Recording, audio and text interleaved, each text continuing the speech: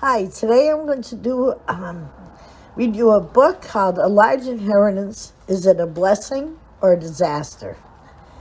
Harry was the only son of a construction laborer and his secretarial wife. They'd given him all they could, and through his hard work, he had become an attorney. Although he had found that being a young lawyer wasn't as wonderful as he had once thought. It was hard work, and the jobs weren't assigned by the courthouse at a minimal fee were even worse.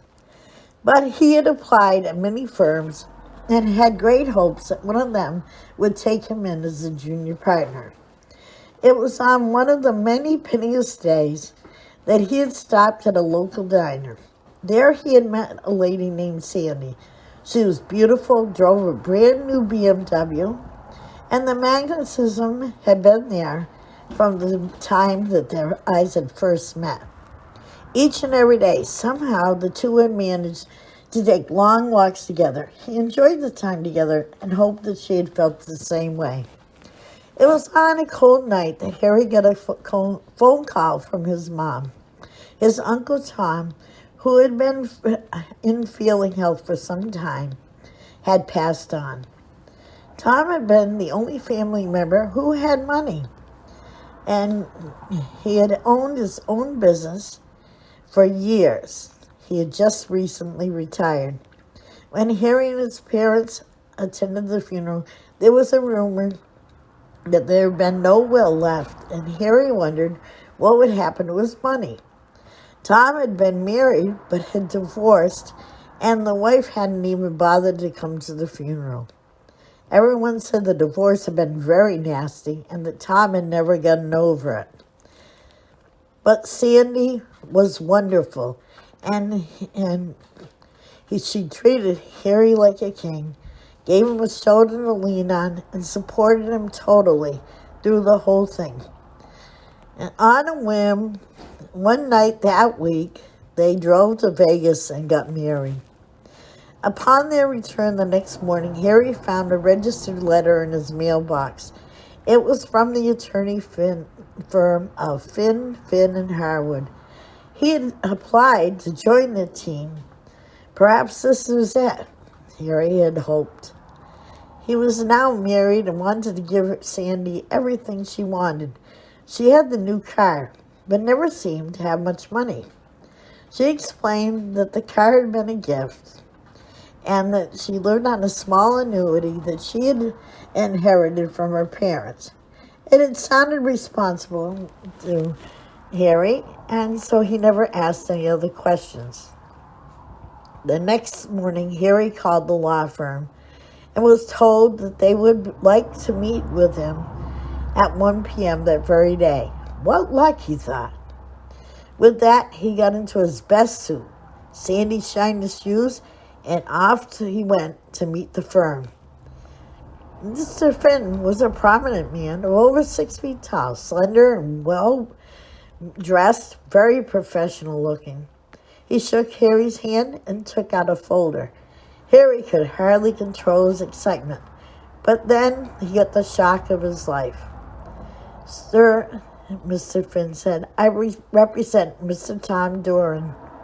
He wrote his will and has left his entire estate to you. It is quite substantial and worth over $3 million. So, Harry thought to himself, he had left a will and left him all his money. What luck! It did make sense somewhat, since Harry was his only nephew and he had never had any children. What a wonder! He sat back and smiled to himself. With that, Mr. Finn went on to tell him that all the money would be transferred to an account.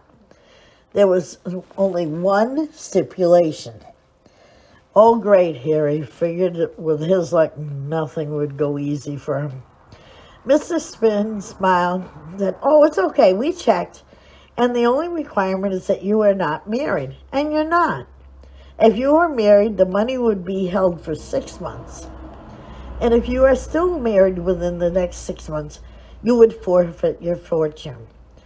Tom was very bitter about his divorce and wanted to make sure that no woman could benefit from his money for at least a while after he died. He made the will out so that you would have to divorce your wife. Harry could have crawled underneath the carpet with that news. He said quietly, "But I'm married. I got married last night," he told him. Mr. Finn sighed and told him, "Because of the way the will is drawn up, you have no choice but to divorce your wife.